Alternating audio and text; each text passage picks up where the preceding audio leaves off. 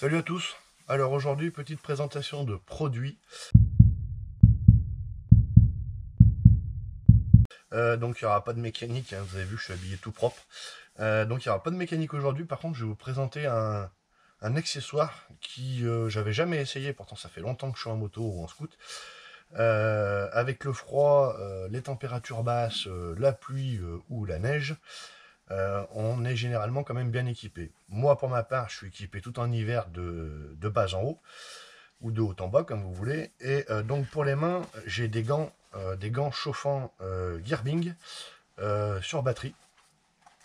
Mais donc l'hiver, ils vont très bien, ils sont très efficaces, ils chauffent, il n'y a pas de souci. J'ai malgré quand même, alors ils sont pas tout jeunes non plus, ils ont quand même déjà bien vécu. Je ressens quand même un peu le froid au bout des doigts. Et donc là, cette semaine, il n'y a plus. Et donc je me suis retrouvé avec les gants trempés. Alors quand on les a trempés et qu'ils sont un peu chauds, j'ai envie de dire, c'est pas trop gênant. Par contre, quand on les enlève et qu'on les remet en fin de journée, le lendemain matin, qu'ils sont encore trempés, c'est pas très agréable. Donc j'ai décidé de chercher un peu une solution et donc je suis tombé sur le site de Motoblues et donc j'ai acheté des surgants DXR en taille XL, XXL pour passer par-dessus les gants. Alors ils sont très efficaces contre la pluie. Heureusement, c'est le but du surgant étanche, et très efficace contre le froid aussi. J'ai remarqué ça, parce que même avec les gants chauffants, je mettais ça par-dessus, même s'il pleuvait pas, j'étais quand même beaucoup mieux dans mes gants. Donc j'ai pu tester ça hier, ils sont très étanches.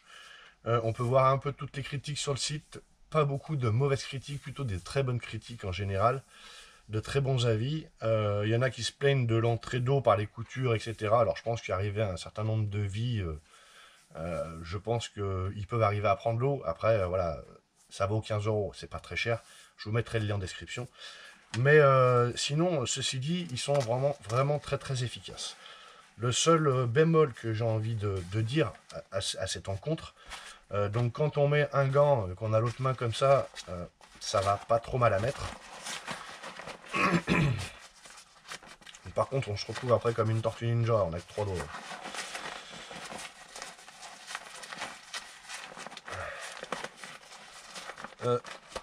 Là, ah, j'ai combien de doigts là? Un 2, et là j'ai le pouce, ok.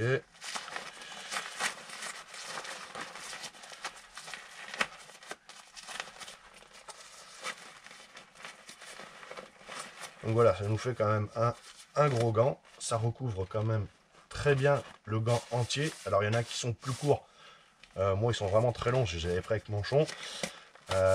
Donc voilà, le seul bémol que j'ai envie de dire, c'est vraiment l'aspect plastique. Alors pas par rapport à l'efficacité du produit, mais pour mettre sur l'autre gant. Parce que vu que l'autre c'est du plastique aussi, dès qu'on prend, bah, on a beau tirer, on n'arrive pas à le mettre. Alors faut vraiment faut en mettre un de gant comme ça, prendre l'autre, le mettre par-dessus, et après enfiler les gants directement avec l'imperméable dessus. Il existe une deuxième solution pour pallier à ce problème de froid et de pluie, c'est les manchons. Le problème des manchons, j'ai testé, c'est très bien, c'est très efficace. Par contre, c'est utile, mais quand on fait vraiment des grandes distances, quand on prend l'autoroute, quand on fait de la grande nationale, on n'a pas besoin d'attraper les leviers très souvent. Le problème, c'est qu'en ville, on freine, on rétrograde pour ceux qui sont en moto et ceux qui sont scooters, on a besoin d'avoir les freins constamment au doigt.